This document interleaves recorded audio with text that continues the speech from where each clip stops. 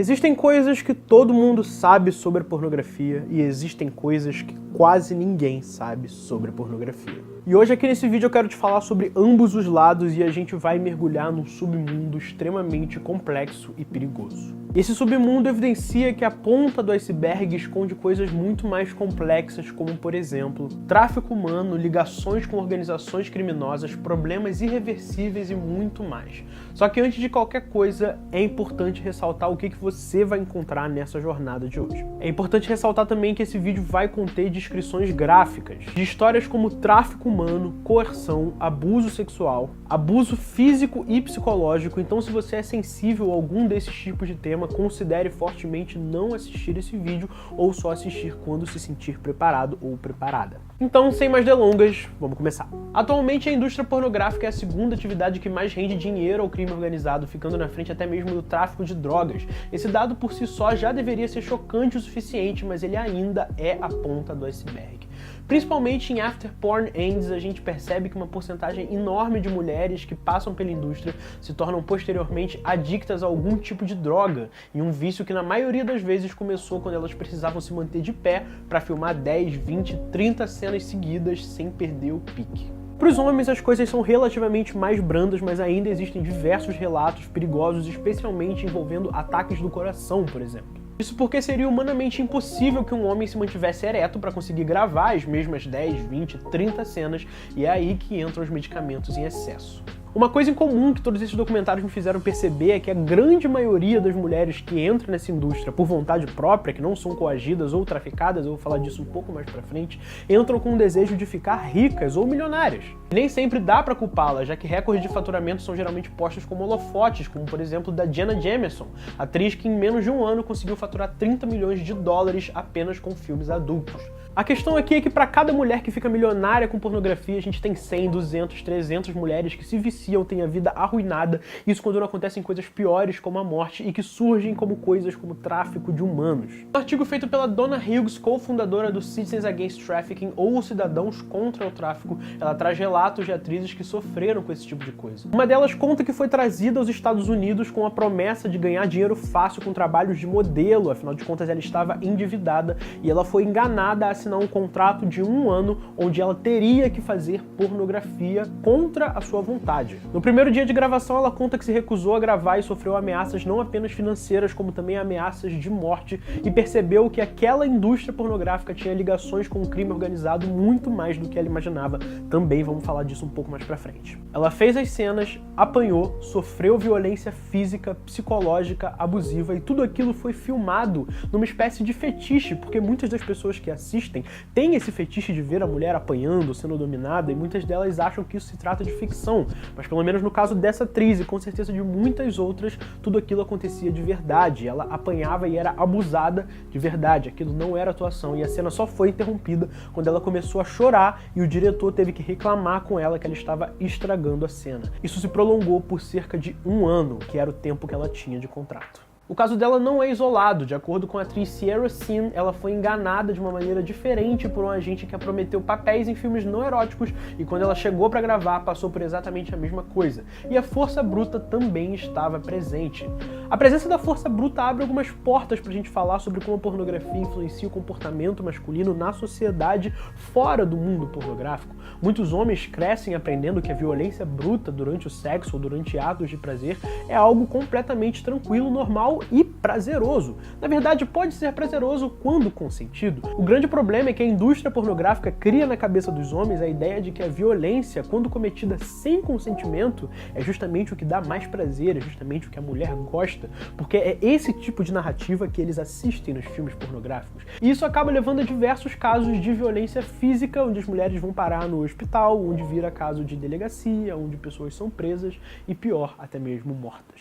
Mas repare que eu disse sobre não ser consentido, porque o uso da violência no sexo por si só não é de fato um problema, desde que, como eu disse, haja consentimento. O grande problema é que justamente a falta de consentimento traz excitação a algumas dessas pessoas, e isso tem muita influência da narrativa das indústrias pornográficas. Então a gente vê que o problema não é só a indústria em si, e sim a forma como elas contam as histórias que são apresentadas principalmente aos homens nos filmes. Sendo assim, não é nenhum exagero colocar a pornografia como um grande influenciador noticiador de casos de violência sexual e física. O sexo está em todo lugar, e não há nada que a gente possa fazer sobre isso. E estando o sexo em todos os lugares, lá está também a pornografia. Por isso não chega a ser uma surpresa que os grandes produtores pornográficos tenham contatos inesgotados. Na maior parte dos relatos, é comum ver pessoas dizendo que eram seguidas, vigiadas e constantemente ameaçadas de expor os segredos da indústria. A própria Sierra, por exemplo, disse que o estúdio dispunha de todo tipo de droga e também todo tipo de remédio de tarja preta que fosse necessário, como Vicodin, Xanax, Prozac e Zoloft. E o pior é que esses remédios não eram roubados e nem desviados. Todos eles vinham com receita e carimbo médico e elas eram receitadas a médicos específicos se elas quisessem mais.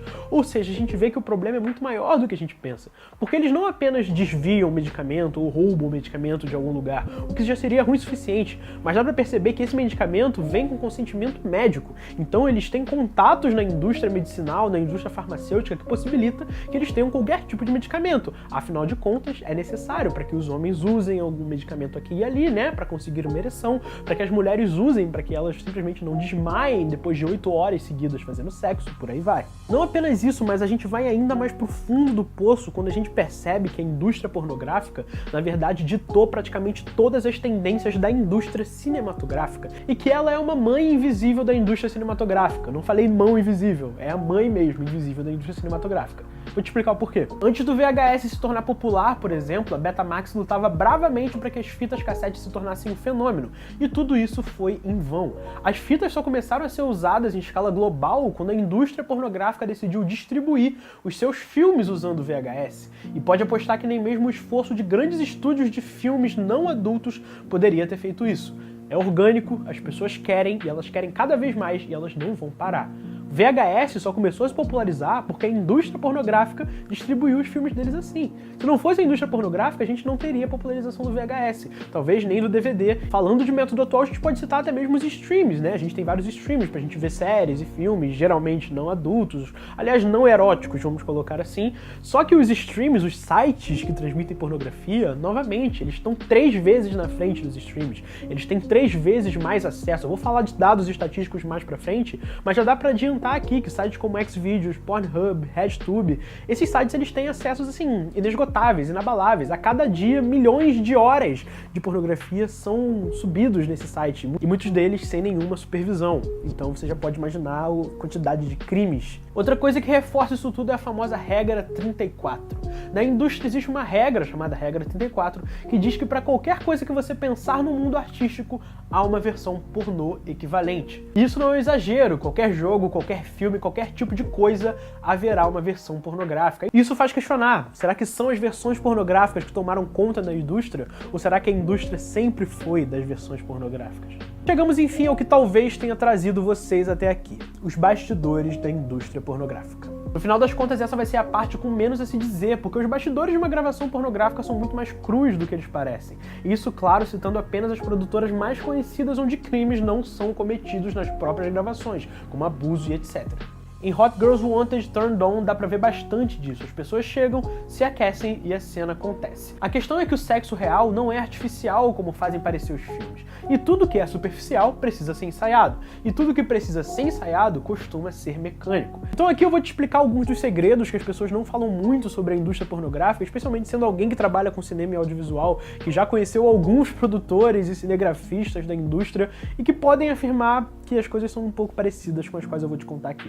As ereções masculinas são muitas vezes resultados de injeções, porque as pílulas demorariam demais para fazer efeito e eles precisam gravar as cenas instantaneamente. O que as pessoas chamam de squirt, que, bom, basicamente é um esguicho feminino, como o nome sugere, na maior parte das vezes acontece porque a atriz ingere uma quantidade enorme de líquido antes da cena acontecer e aquilo, na verdade, é urina. E quando se trata de atores famosos, o uso de prótese ou de dublês é inviável. Porque para as pessoas que são fãs desses atores, os seus órgãos genitais são tão impossíveis de não se reconhecer como o rosto de um Brad Pitt da vida. Então a conclusão é de que todo o prazer que a gente vê nos filmes, ele é completamente simulado. A lubrificação é completamente simulado. Tudo é completamente simulado. Essa ideia de que as pessoas têm de que a pornografia, o cinema real, é aquilo que a gente está vendo e que as pessoas estão transando e sentindo prazer enquanto elas fazem isso, é uma ideia completamente inventada, porque seria inviável para uma indústria que quer fazer filmes em grande escala. E é até por isso que muitas pessoas preferem assistir filmes caseiros, assim, né, gravações de baixa qualidade, só que aí a gente entra em um outro problema que não envolve a indústria, e sim envolve consentimento, mas não é papo ainda para esse vídeo. A questão é que fazer sexo é bom, e a gente sabe disso, mas se você não experimentou fazer sexo por 8 horas seguidas em um set de filmagem com 50 pessoas te olhando, interrompendo constantemente, você certamente não imagina a possibilidade de que exista algum prazer real nisso. Existe um equívoco também de que apenas cinegrafistas amadores se sujeitam a trabalhar com pornografia, mas isso é um grande mito. Eu posso dizer por experiência própria, não como alguém que foi cinegrafista num set de filmagem de pornografia, mas como uma pessoa que conhece bastante profissionais que foram cinegrafistas. E a verdade é que eles ganham muito e muito dinheiro. Os grandes estúdios contam geralmente com diretores de fotografia extremamente talentosos, que poderiam estar fazendo outros filmes, que poderiam estar fazendo novelas e séries, e que eles não estão se sujeitando a isso, eles estão pensando primariamente no dinheiro, que é bem alto. Afinal de contas, a gente está falando de uma indústria que lança quase 15 mil filmes por ano, mais do que o triplo de filmes comerciais normais.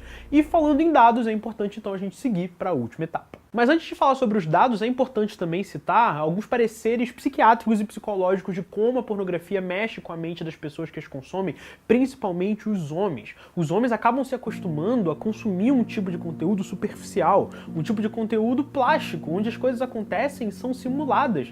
Então, quando eles chegam na vida real e eles têm alguma relação sexual com uma pessoa real, e eles veem o que é o sexo real, não aquilo que eles foram ensinados a montar na cabeça deles com essas narrativas da pornografia, acabam tendo vários casos de disfunção erétil, até mesmo casos de depressão, com homens, principalmente, que é a maioria das pessoas que consomem, que não conseguem conceber o fato de que a realidade é muito diferente do que eles passaram anos montando na cabeça deles. A gente vai falar um pouco mais disso agora, que a gente vai ter um parecer de um psicólogo. Vamos lá. O consumo de pornografia no Brasil acontece 64% pelos homens e 36% pelas mulheres. A gigantesca maioria da faixa etária dos consumidores é de 18 a 24 anos, o que é preocupante porque muitas vezes falamos de homens que cresceram vendo pornografia e raramente vendo sexo de verdade. E aí que tá aquela questão que eu falei. Eles foram, imagine só você ter o seu primeiro contato sexual lá pros 13, 14 anos, consumindo coisas que não são reais. Aquilo entra no seu psicológico e passa a moldar parte da sua personalidade no que tange a construção sexual na sua cabeça. Por isso é tão importante a aula de educação sexual nas escolas desde cedo, ao contrário do que pregam determinados políticos, determinados pais mais conservadores que acham que o contato dos filhos dele com a educação sexual vai tornar os filhos deles degenerados ou qualquer coisa do tipo, sendo que eles já consomem pornografia muito antes de você sequer saber disso. Não apenas pornografia, mas incitações sexuais que estão presentes em toda a mídia que nós consumimos. Segundo o relato do psicólogo Yuri Buzin, abre aspas, realmente acontece de ter uma projeção, de achar aquilo super bacana, que a pessoa vai fazer isso, vai fazer aquilo, porém ela esquece o que existe por trás e aquilo não é tão fácil quanto parece. Então temos como resultado uma geração de pessoas que cresce achando que o sexo vai ser aquela coisa plastificada e absurda dos filmes eróticos. E aí quando eles dão por si, não apenas o desempenho condizente com a realidade, mas nos homens esse é um dos principais motivos da disfunção erétil, por exemplo. Eles passam a vida inteira vendo pessoas fabricadas pela indústria e quando se deparam com a realidade não conseguem se excitar, porque não foi aquilo que foi ensinado para eles que seria uma pessoa normal. São Paulo é de longe a cidade que mais consome pornografia, com 29%. Para se ter ideia, o segundo colocado, que é o Rio de Janeiro, está longe com 11%.